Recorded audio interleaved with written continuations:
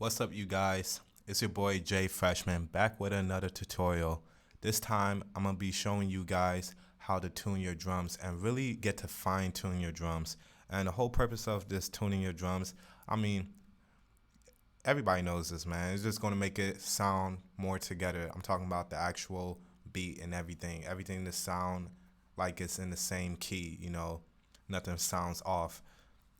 But so here's the basic level of, this tuning your 808.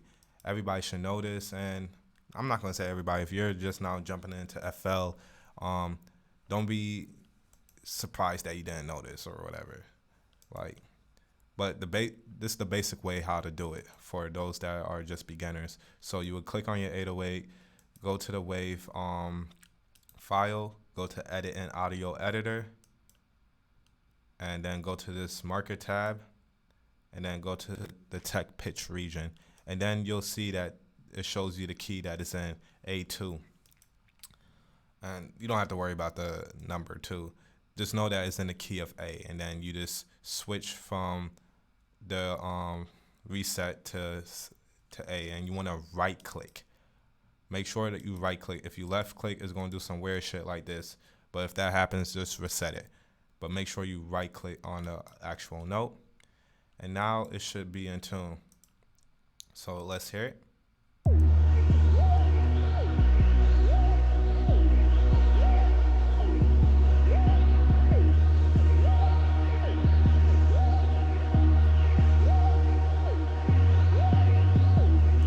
Yeah, man, that shit sound clean, you feel me?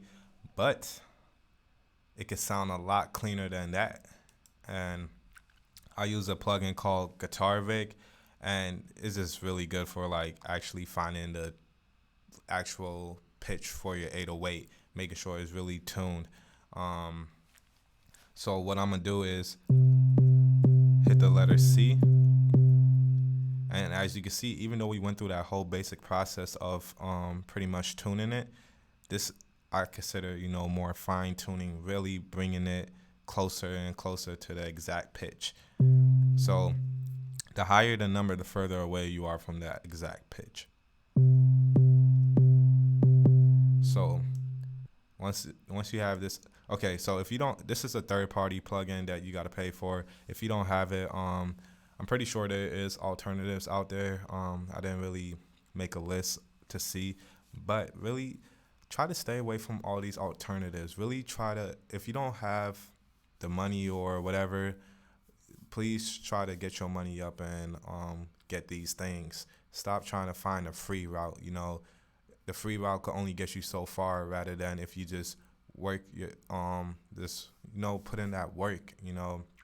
Find a quick job or do some quick odd jobs, and really get these plugins. It's just gonna make your life easier. You feel me? So you'll go to the 808. Use the pitch knob to bring it closer to 0. And then you can see over here it shows the exact amount that you're doing. Like I'm at 17 cents, so let's see where it's at now.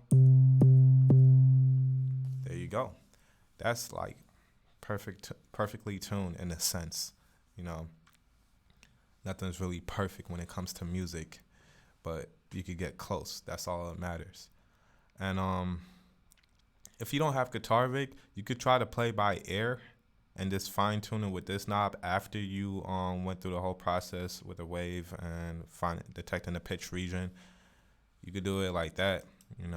Guitar Rig just made it a lot easier. Like I said, there's always an alternative way to do things, but if you could get your hands on an easy and more convenient way, you must do that.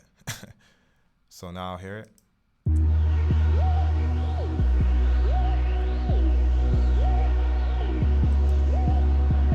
Turn down these melodies a little.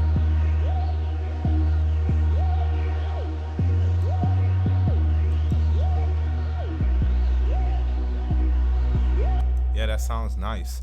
Okay, so now let's really get into the drums.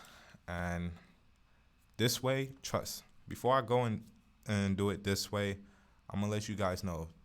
Don't try to do this way all the time. You feel me?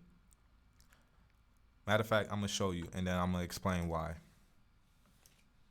So I'm just gonna group this to make it a lot easier to look at. So we go to the kick, go to the mixer. I already put it in the mixer. If you didn't already put your instruments into the mixer, go ahead and do that. And then bring up a parametric EQ2. And kind of like guitar rig, you want to hit the C middle note. Find the fundamental frequency. So the fundamental frequency is always going to be like the lowest note, you feel me? Or the lowest pitch right here. And that still has that bright color to it. Not like these ones, you know, that's like faded. We're talking like right here.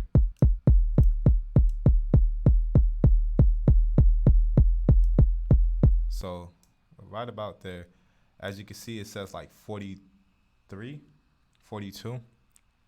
So now we're going to right click and then there's going to be an option called keys.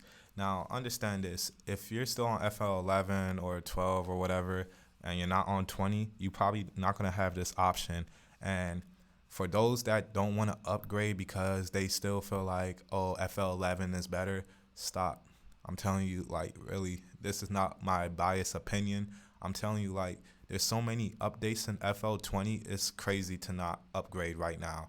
Like, the workflow is a lot more efficient, a lot faster, and they added a lot more things. That's what an update is. They add a lot more things for your convenience.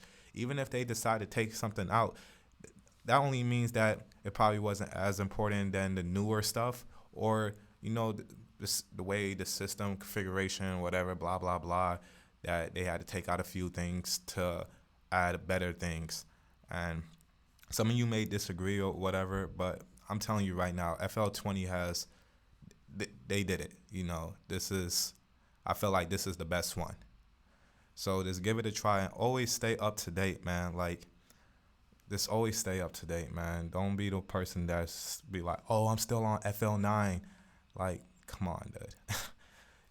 Could FL9 do VCA groups where you could highlight all of them and then turn them all up at once? Dude, once I seen that, I was like, okay, I'm getting off of FL11 or FL12 just because of the VCA groups. That just made my life easier. And as a producer, you want to work fast. All right, well, enough talking, but I just had to make that point. So back to right click, go to the key. It's going to show you all the notes and all the octaves. And as we can see, it was at like 43. So we're going to find one that's close to 43. Let's go down, 41, 43. So look, we got 43 at F. And we're going to click on it. Click C again. Make sure it sounds like the fundamental frequency. And this one does. So then all we have to do is just go back like how we do with the 808. Right click on a note.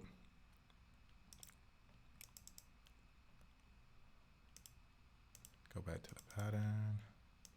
So now since it's tuned, it's in key now, I could just use any of the notes in the scale, which is D sharp minor. Take out the 808 real quick so you can hear.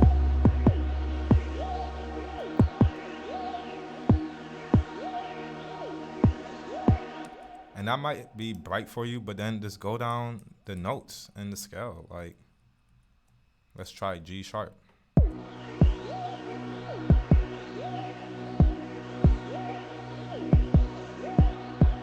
Yeah, that shit's clean, dude. Put it with the 808 that's tuned. Yeah, I'm telling you, man. Boom, just like that. Let's try the hi-hats now. Same technique. Go to the hats, parametric EQ2. I like to do a parametric EQ2 because it has the visualizer, man. To be honest, this is like the best EQ to me in a sense as far as visuals, you know. Obviously, there's other EQs that has a better, you know, color to it. And by color, just meaning like tone, whatever. It just has a different feel. Um, so the higher frequencies are kind of harder to capture because as you can see, it's kind of like blurred. But look, you could kind of still tell this is all in the middle right here. So let's go into this middle range.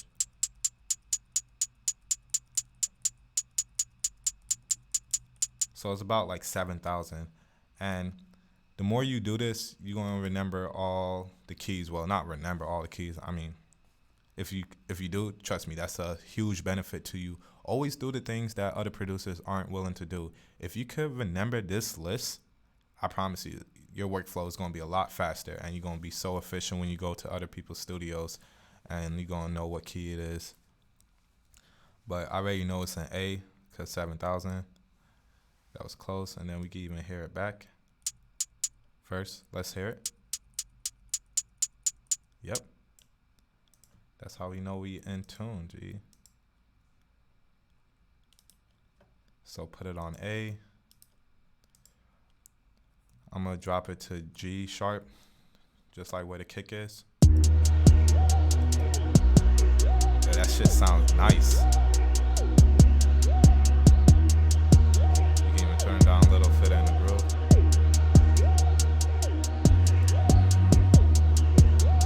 Nice, man. And let me just try one more for you guys. The snare. Like the kick and the snare and the claps is gonna be very easy to look at, you know, and I'm gonna show you. Boom. Fundamental frequency right there.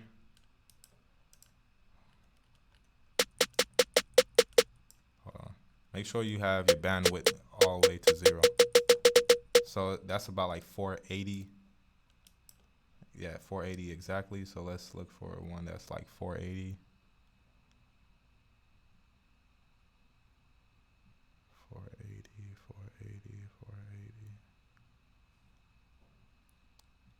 493.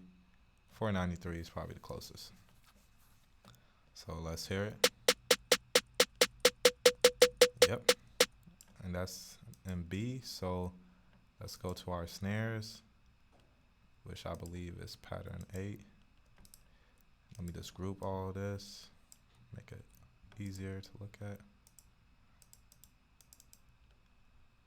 Bring it to G sharp again. Maybe not that low, but we'll see. Let me turn on. Hey. Hey.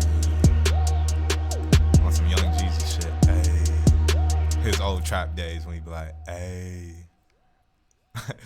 Some funny side note. But anyways. Or I could even put it to B.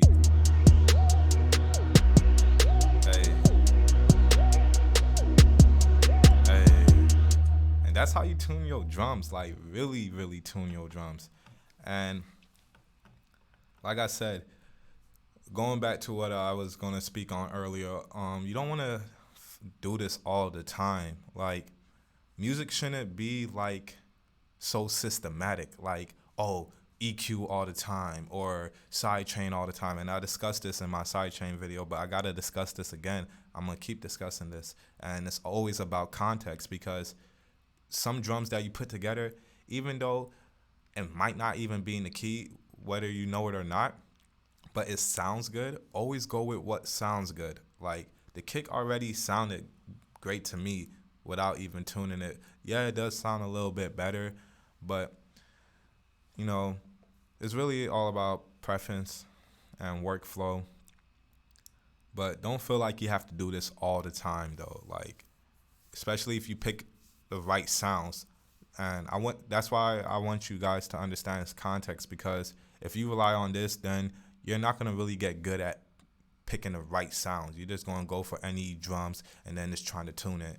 And like I said, ain't no rules, but like I said, man, just be efficient and understand that there's no one for all. So if you like this video, like and subscribe.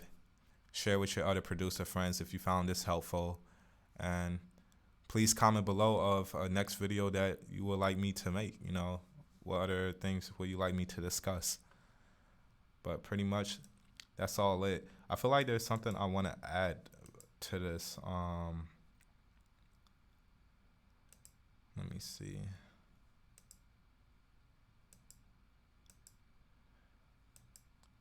So, okay, even just to make sure that you guys know that this stuff actually works. So, we're going to go back to the 808, and you see how it said it was in the key of A? Let me show you that this technique really works. Let me go to the 808. I'm hitting the key C.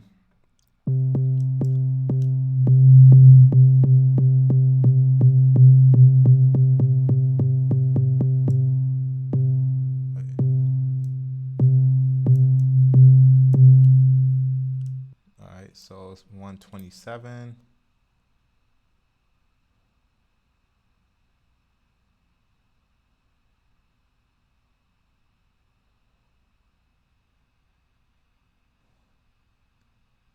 Hold on.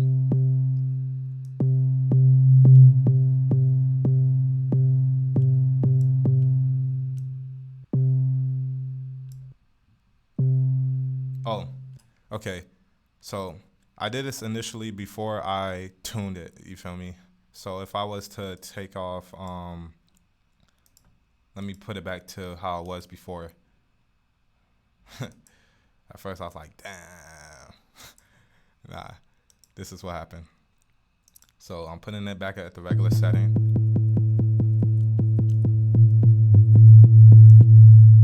So found the fundamental.